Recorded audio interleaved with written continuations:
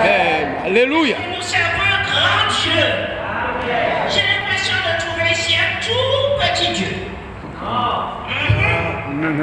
Vous savez, bien aimés, lorsque nous avons changé de voie pour aller sur la voie par excellence qu'est Jésus-Christ, tout doit changer. Tu étais timide, tu ne l'es plus.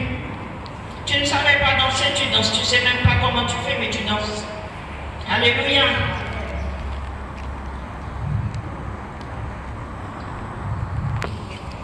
You are the God who was, who is, and is to come.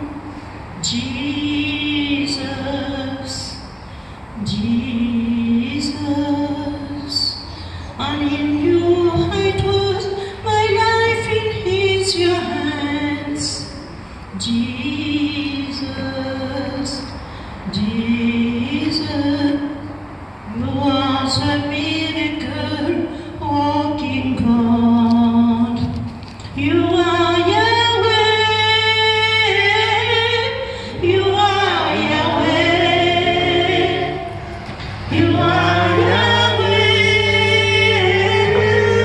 You are Yahweh. You are Yahweh. You are Yahweh. You are Yahweh. Alpha and Omega. You are Yahweh. Alpha and Omega.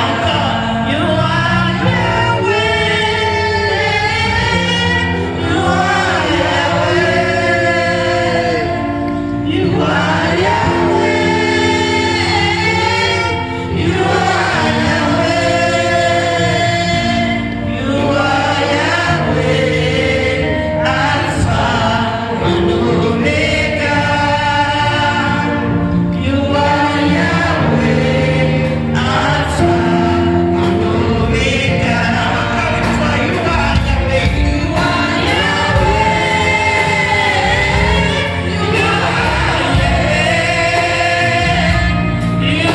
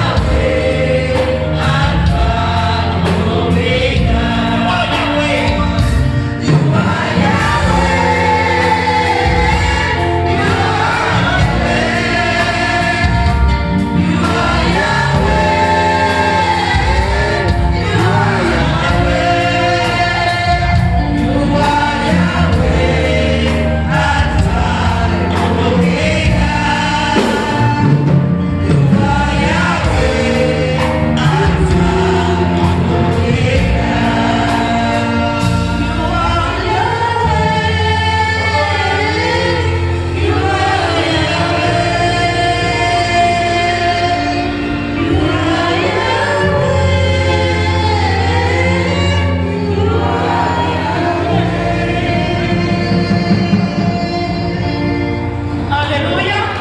Amen. Alléluia. Amen. Hier, aujourd'hui, éternellement, il n'y a point en lui d'ombre de variation, bien-aimé. Alléluia. J'ai entendu dimanche dernier que mon frère Rodrigue réclamait ce chant, mais je crois que maintenant, vous l'avez. You get it. Alléluia. C'est un chant qui doit nous amener cette présence de Dieu. Alléluia. C'est un chant qui doit t'amener à t'auto-examiner. C'est un chant qui doit te faire te poser la question: est-ce qu'il est mon Yahweh? Est-ce qu'il est mon Yahweh? Est-ce que je le reconnais? Lui, l'alpha et l'oméga. Alléluia. Aujourd'hui, je vous invite à vous asseoir dans la présence du Seigneur. Je n'ai pas de montre.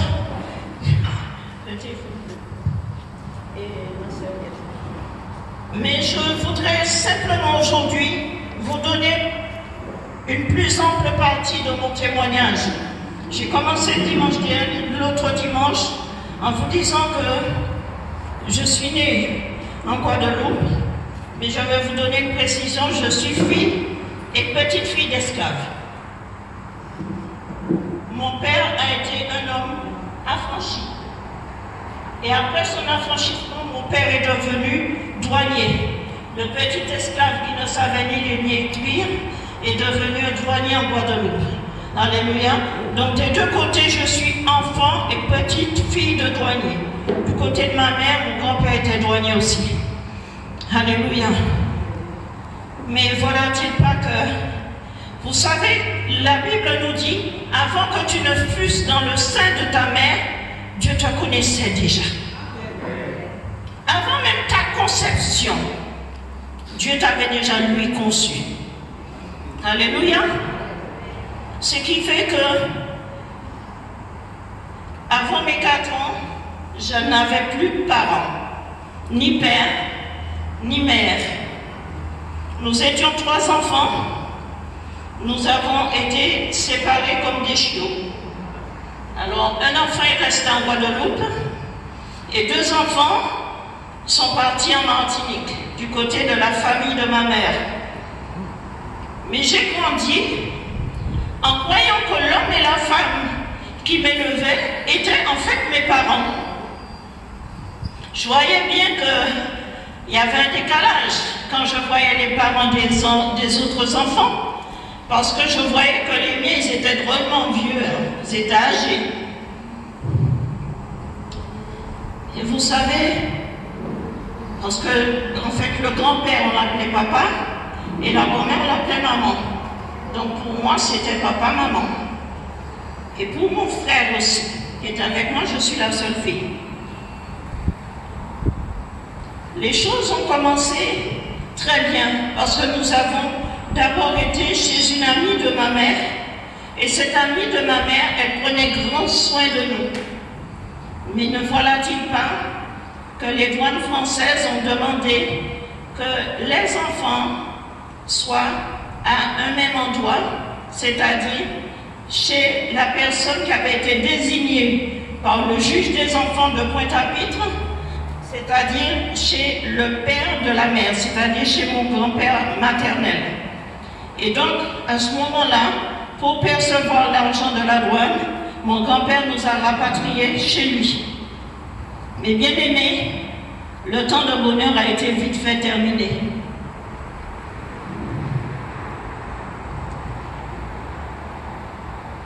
Quand je donne mon témoignage, je commence par vous dire que sachez que les personnes que je cite, je leur ai toutes pardonnées. Et du fond du cœur. Alléluia. Le pardon, c'est une puissance qui libère. Et on en a besoin. Donc, la veille de Noël, à l'âge de 6 ans, il s'est passé quelque chose. Pour la première fois, j'ai été violée. Vous savez, quand vous avez 6 ans, vous vous demandez qu'est-ce qui vous arrive. Et il se trouve que ma grand-mère a souvent, à l'époque, été hospitalisée sur Paris. Donc, quand elle partait en bateau, et elle restait 6 mois, 1 an, 2 ans, 3 ans en métropole pour diverses opérations. Et donc, nous nous retrouvions avec cet homme-là dans la maison, et ça continuait. J'aime autant vous dire que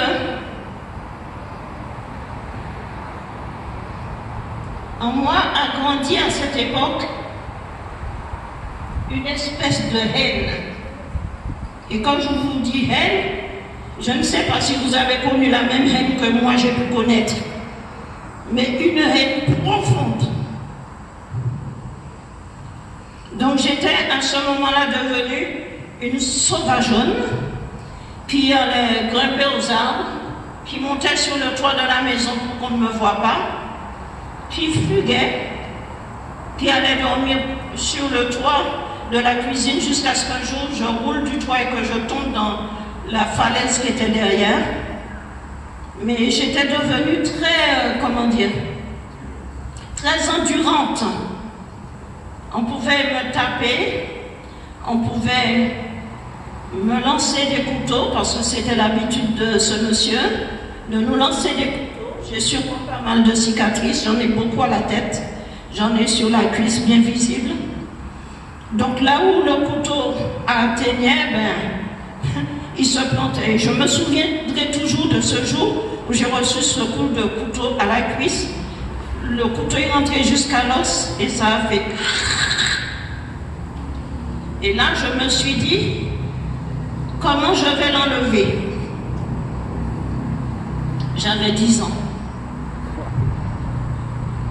Je ne sais pas comment j'ai fait, mais je l'ai enlevé toute seule.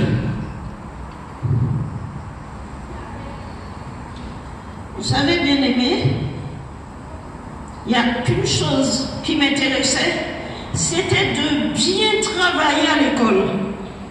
Je me disais, je ne savais pas, mais en moi, il y avait quelque chose qui me disait, si tu travailles bien à l'école, tu vas t'en sortir. Donc, j'étais toujours la première.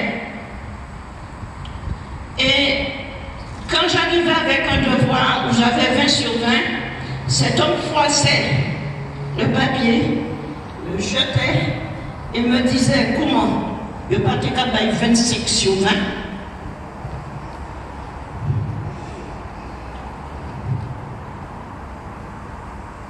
Vous savez, dans mon cœur de petite fille, je me disais, mais qu'est-ce que je pourrais faire qui pourrait lui plaire et lui faire abandonner tout ce qu'il me fait. De temps en temps, ma grand-mère revenait de Paris et c'était un petit moment de calme, un petit moment où je redevenais peut-être une petite fille aimante vis-à-vis d'elle parce que c'était une femme très douce, mais avec la souffrance, avec la morphine, avec tout ça. Elle ne se rendait pas compte de ce qui s'est passé. De toute façon, ils avaient leurs chambres séparées, c'était des chambres qui communiquaient, mais elles n'étaient pas dans la même chambre à cause de sa maladie. J'ai été donc comme ça, une petite fille qui a appris à se taire, qui a appris à ne pas exprimer ce que je ressentais, une petite fille qui observait autour d'elle et qui regardait les autres enfants, et je me posais la question, est-ce que chez eux c'est comme ça aussi? Il n'y a pas longtemps que j'ai perdu cette habitude de regarder les petites filles de 6 ans. Ça fait à peu près 3 ou 4 ans que Dieu m'a libérée de cette habitude d'avoir un œil inquisiteur quand je vois un enfant de 5-6 ans. Donc, j'ai été l'une des plus jeunes bachelières de la Martinique. Bachelière à 14 ans, mais ce n'était pas suffisant. Je n'ai eu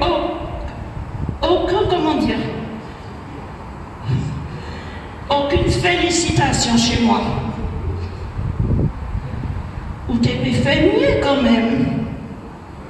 Quand même. 19 sur 20 français, you pas été par 22 ou 25 alors. C'était jamais suffisant. Et je bénis Dieu. Parce qu'au fil du temps, je réalisais une chose, c'est que j'avais quelque chose qui gênait cet homme. J'avais quelque chose déjà qui gênait cet homme-là. Et voilà-t-il pas qu'on m'envoie sur Fort-de-France, chez un cousin, pour pouvoir aller au lycée de jeunes filles. Et une nuit, ce cousin vient me violer aussi. Vous savez, bien aimé, cet homme avait à peu près 2,10 m, 2,20 m, c'était quelqu'un de très grand et avec une force phénoménale.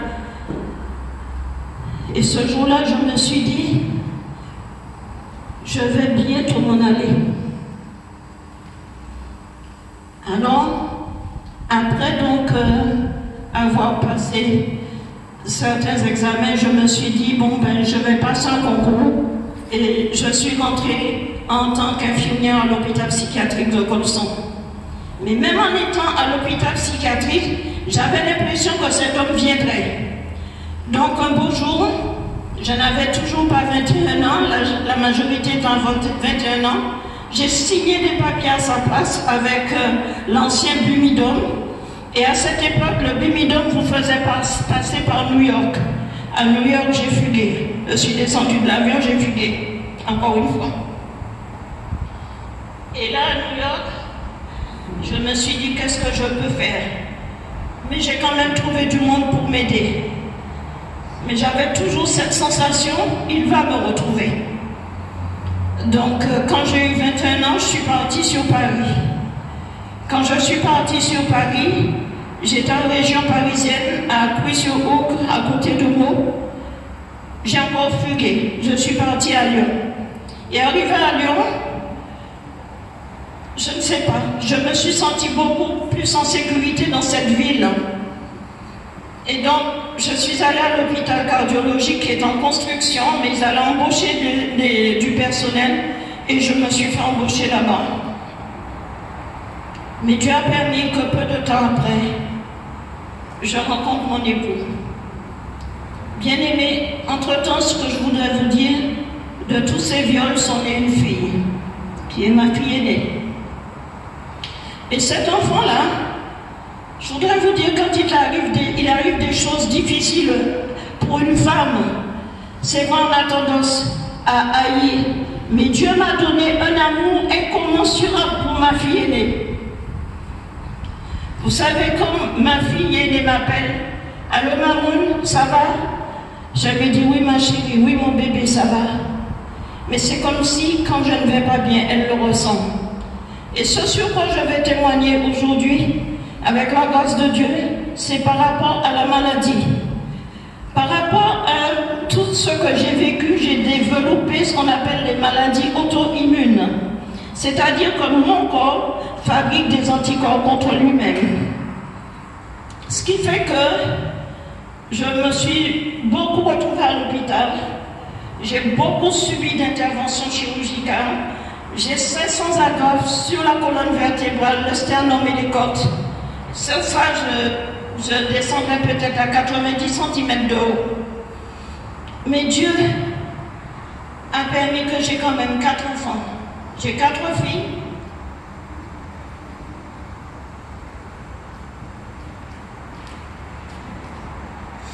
Excusez-moi. Et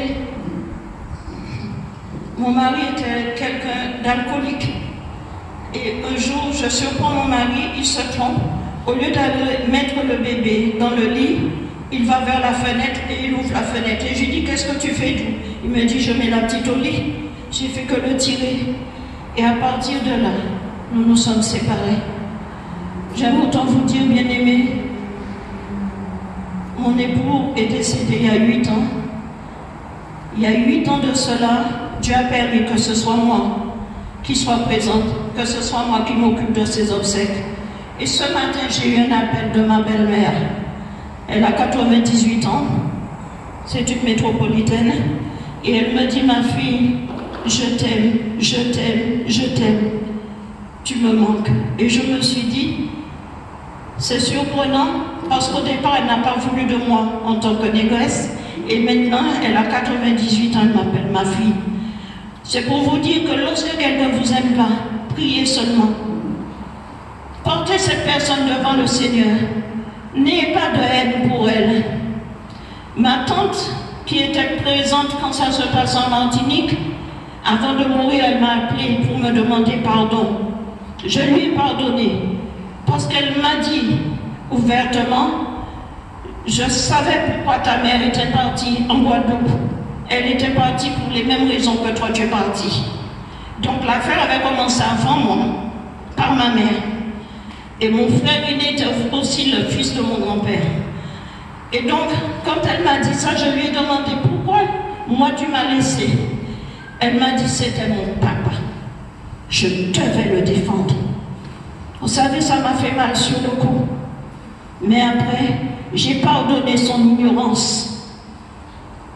J'ai pardonné son ignorance parce qu'elle ne sait pas ce que c'est. Je me suis dit, elle ne sait pas ce que j'ai subi. Elle ne saura jamais. Mais ma mère savait. Je voudrais vous dire que lorsque Dieu m'a appelé, je me suis dit, mais non, quelqu'un d'aussi sale que moi, comment Dieu peut m'appeler? Bien-aimé, 3 semaines après ma conversion, j'accompagne mon pasteur en Italie. Le serviteur de Dieu, il dit, il y a une personne qui est là, qui est étrangère, je voudrais qu'elle vienne nous parler. Le Saint-Esprit veut qu'elle vienne parler du Saint-Esprit. Et la personne qui m'accompagnait me touche, me dit, c'est toi. Je dis, moi, je viens de me convertir, quel Saint-Esprit? Et je lui dis, mais on ne peut pas m'appeler. Et je vois l'homme de Dieu s'avancer. Il dit, comme la personne ne vient pas, eh bien, je vais aller vers elle. Et je le vois s'avancer vers moi. Il vient me prendre, il me dit, c'est de toi qu'il s'agit. Instantanément, je me mets à parler en italien. Je ne parle pas italien, je parle d'autres langues, même l'arabe, mais pas l'italien. Je ne comprends pas ce que moi-même je dis, mais je vois les gens réagir. Je vois un homme qui est en fauteuil roulant se lever et je le vois marcher. J'entends tout le monde qui crie Alléluia, mais je ne sais toujours pas ce que je raconte. Bien-aimés, faites confiance à Dieu. Vous savez, je n'ai pas eu confiance dans l'homme, mais quand je suis venue au Seigneur, ma confiance, elle a été totale pour Dieu. Ma confiance a basculé. Du jour au lendemain, j'ai eu telle confiance en Dieu qu'à la sortie d'une réunion, j'ai réuni mes enfants, j'ai mis des verres d'eau sur la table, j'ai dit nous allons boire un verre d'eau et je vais vous demander pardon parce qu'il n'y a pas d'école pour apprendre à être maman. Donc j'ai pu faire des erreurs, en taper une à la place de l'autre, punir une à la place de l'autre, mais je vous demande pardon à chacune. Et vous savez, ce geste a amené mes filles à Christ. Aujourd'hui, j'ai 14 petits-enfants et je bénis Dieu pour ce qu'il fait dans ma vie. Je bénis Dieu pour tous les pays où je suis passée, que ce soit l'Afrique du Sud, que ce soit la Côte d'Ivoire, que ce soit les États-Unis, le Canada, l'Angleterre, la France, la Belgique, l'Allemagne. Je bénis Dieu parce que je sais que malgré les problèmes physiques, Dieu n'a pas fini de m'utiliser, bien-aimé. Dieu n'a pas fini avec moi. Je voudrais vous encourager. Ne regardez pas à Dieu en pensant Dieu peut utiliser moi. Dieu t'utilisera parce que Dieu n'a pas fait une bande de feignants. Dieu nous permet à chacun de servir selon ce que nous avons en nous. Si tu sais faire du pain, fais du pain. Tu sais cultiver, cultive. Tu sais coudre. Quel que soit ce que tu sais faire, fais-le pour la gloire de Dieu. Rends grâce à Dieu pour qui tu es aujourd'hui. Ne regarde pas en arrière, ne regarde pas dans le rétroviseur, mais regarde dans ton pare-brise. Le pare-brise te conduira vers un avenir certain avec ton Dieu. Un avenir où Dieu se glorifiera dans ta vie. Un avenir où Dieu te fera voir que ceux qui t'ont rejeté, la pierre qui avait été rejetée est devenue la pierre principale, celle de l'angle, celle qu'on appelle aujourd'hui. Dans ma famille, on m'appelle des 4 coins de la Martinique maintenant pour me dire, ah oui, je sais que tu prêches, je sais que tu pries. Est-ce que tu peux me dire comment je dois faire ceci ou cela? Mais ce n'est pas moi qui fais. C'est Christ en moi qui fait. Je bénis Dieu pour son serviteur Rodrigue. Je bénis Dieu pour son épouse, la servante de Dieu qui est là. Et je vous bénis tout à chacun. Parce que Dieu, quand il nous unit, ce n'est pas pour que nous puissions nous diviser nous-mêmes. C'est pour demeurer unis. Peu importe ce que tu vois comme défaut dans l'autre. Ce défaut-là que tu vois dans l'autre, dis-toi bien que l'autre c'est un miroir. Et ça va en dînant et là sans dînant au même millier. Alléluia. Et Dieu va te nettoyer et t'enlever ce que tu vois dans l'autre qui ne va pas. Pose-toi la bonne question. Ne pointe pas du doigt un autre parce qu'il y a 3 doigts pointés vers toi. Alléluia. Donc tu ne dois pas plus coupable que l'autre. Alléluia. J'ai appris, bien-aimé, à descendre et à descendre encore parce que je suis quelqu'un d'hyper diplômé et je faisais confiance à tous mes diplômes. Après ma conversion, j'ai tout brûlé. Il y a un diplôme que ma fille aînée a pris. Elle m'a dit, maman, tu me laisses celui-là. C'est le diplôme d'opérateur téléxiste trilingue, français, anglais, espagnol. Et j'ai dit, je te le laisse, mais ne le mets jamais en vue. Parce que Dieu, il a les meilleures valeurs diplômantes pour moi. J'ai terminé à 33 ans par un diplôme de connaissances en langues appliquées. Mais je bénis Dieu, parce qu'aujourd'hui, ce n'est pas ce qui me fait avancer. Ce qui me fait avancer, c'est la foi. La foi et uniquement la foi. Des jours, je ne peux pas me lever de mon lit, mais par la foi. Elle arrive, Rachel, elle me dit, maman, tu es au lit? Je lui dis, mais non, attends, ma viens pas lever. Parce que j'ai cette foi-là, que seul Dieu me fera toujours marcher.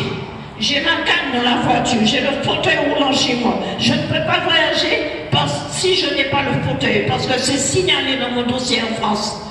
Mais je vous dis, bien aimé, j'arrive à l'aéroport à pied, je dis, si vous voulez que j'aille un fauteuil, mettez-moi un fauteuil. On ne peut pas porter le fauteuil, bien ce qu'on dit. J'ai déjà assez de charge avec ma valise, je n'en peux pas qu'à traîner fauteuil encore. Parce que Dieu m'a donné 2 jambes, même si c'est 2 jambes qui ne vont pas, mais avec la puissance de Dieu. Je puis tout par celui qui me fortifie. Je puis marcher, je puis danser, je puis sauter, je puis parler. Et parler, c'est un témoignage encore, mais je vais m'arrêter là. Parce que le témoignage de la parole, au cours de l'une de ces interventions, on est monté trop haut derrière mon crâne. Et on m'a rompu les vertèbres et on a touché certains nerfs. Donc j'ai perdu la parole. La parole, je l'ai retrouvée, ça a été un miracle. Je ne pouvais pas tenir debout comme je suis là, parce que je tombais ou à droite ou à gauche, toujours de côté. Du moment que je fermais les yeux, et là vous voyez, je ferme les yeux devant vous, je peux faire ça. Sinon, si c'était avant, je serais par terre. Et je ne parlais pas. Et on me disait toujours, parle plus fort. Puis je disais, mais j'ai l'impression de crier. Et ce jour-là, j'ai senti une plume passer d'un côté à l'autre. Et quand la plume est sortie, j'ai ouvert les yeux. Je me suis rendu compte que je suis debout et que je ne tombe pas. Gloire à Dieu. Gloire à Dieu. Alléluia. Alléluia. Soyez bénis, bien-aimés. Croyez en lui. Croyez en lui. N'abandonnez pas la foi. Quel que soit ce que vous verrez devant vous sur votre route, n'abandonnez pas. Soyez bénis.